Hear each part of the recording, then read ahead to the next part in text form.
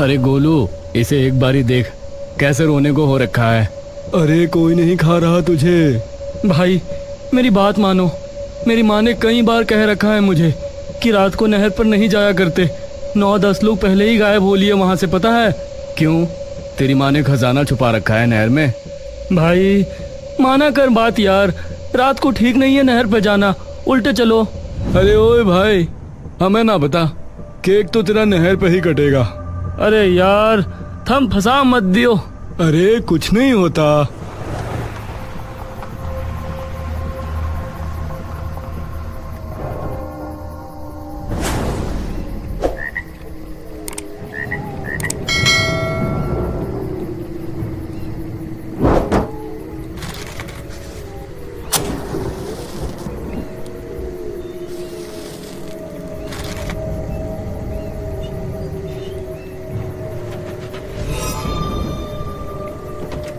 अरे क्यों डर रहा है? कुछ नहीं होता, तू केक काट, फिर बियर खोलेंगे।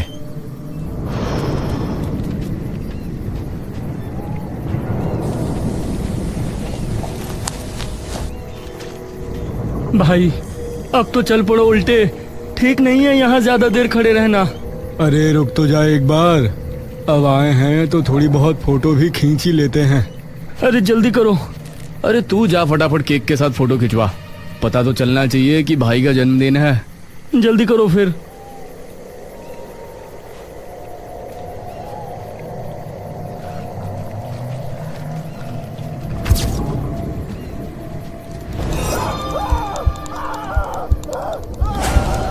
क्या होया? रमन चुपचाप वहीं खड़ा बड़ी बड़ी निगाहों से फोन की तरफ देखता है। अरे क्या हो गया?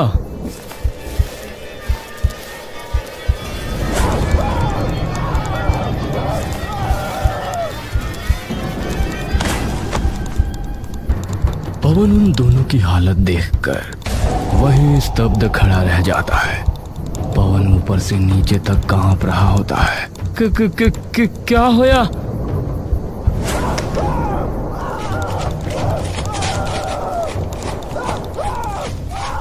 पवन का पूरा शरीर अब डर से एकदम ठंडा पड़ चुका है। न त्वचा पे हवा का कोई स्पर्श, न ढोल सी बजती धड़कन। पवन को अब किसी चीज की कोई भी अनुभूति नहीं हो पा रही थी। पवन बस चुपचाप नहर में बहते चांद को एकटक देखे जा रहा था।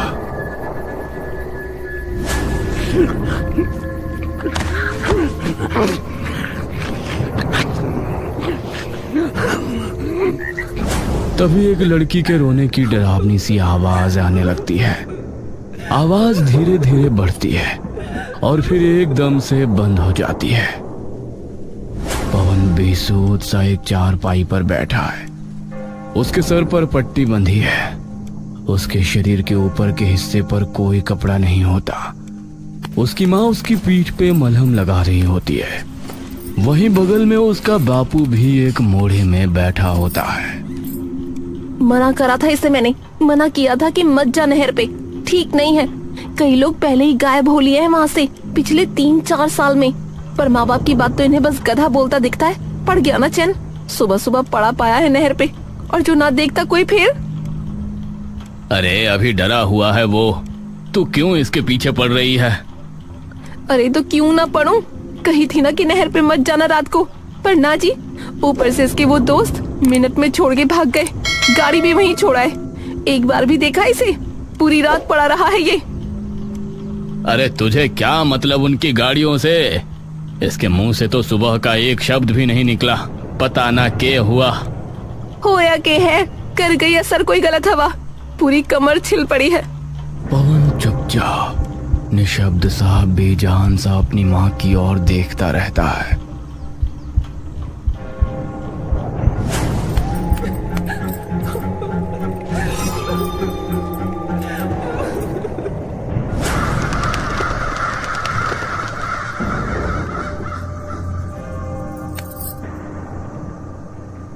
बेटा बस एक बार बता दे क्या होया था। किसी और को नहीं तो मुझे तो बता दे, मैं तो माँ हूँ तेरी। ए बेटा कुछ तो बोल। पवन बेसुध सा अपनी माँ की ओर देखता ही रहता है। उसकी माँ जमीन पर गिरकर फूट फूट कर रोने लगती है।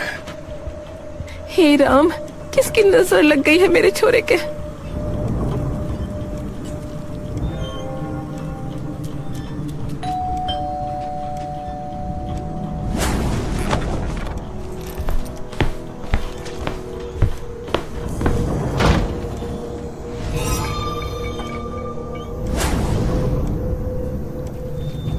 जमीन पे पड़ी रो रही कुसुम की नजर उन पर पड़ती है। उसकी आंखों में गाढ़ी लाल आग धधक रही होती है। क्यों आए ये यहाँ? इन्हें आप कह दीजिए कि निकल जाए हमारे घर से। अब क्या इसकी जान लेने आए हैं? नहीं आंटी, हम तो बस वो मेरा फोन लेने आए थे, वहां तो था नहीं। कुसुम गुस्से से उठती है और अंदर जाकर रमन का फोन ले आती है और आकर उस फोन को उसके पैरों में फेंक देती है। ले तेरा खजाना, और किसी से तो तुम्हें फर्क नहीं पड़ता। एक बार हालत क्या हो रही है इसकी, छोड़ के भाग गए। तुमने शर्म ना आई और मुड़ के एक बार भी ना देखा। आंटी, हमें बिल्कुल भी नहीं पता था कि वहाँ ऐसा कुछ होगा। पूरे गांव ने पता है, तुम लोग हो सबसे। रमन वो फोन उठाता है और ऑन करता है। जैसे ही वो फोन की स्क्रीन देखता है, वो अचानक डर कर फोन दूर फेंक देता है और हाँफ कर कुछ कदम पीछे हट जाता है। क्या हुआ? रमन के मुंह से मानो सारा लहू निकल चुका हो। उसके ऐसे बेरंग चेहरे को देखकर सब बेचैन हो उठते हैं। क्या था उसमें?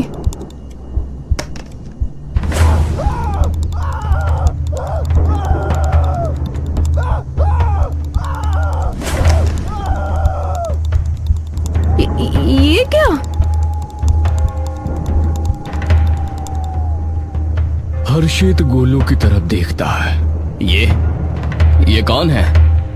सभी लोग वहां कुछ देर के लिए एकदम चुप खड़े रहते हैं। पंडित जी को बुला के ला रही हूँ, आप इसका ध्यान रखना तब तक। और तुम लोग जाओ यहाँ से, तुम्हारा कोई काम ना है अब यहाँ। मिल गया ना तुम्हारा फोन, अब जा सकते हो। दोनों दोस्त सर झुकाए वापस चले जाते हैं। पवन बस चुपचाप अपनी गर्दन लटकाए बैठा ये सारी प्रतिक्रियाएं देख रहा होता है।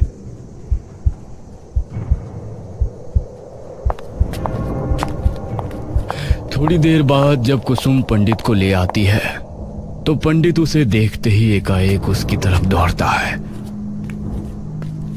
और नीचे बैठकर सबसे पहले उसका चेहरा ऊपर उठा के देखता रहता है।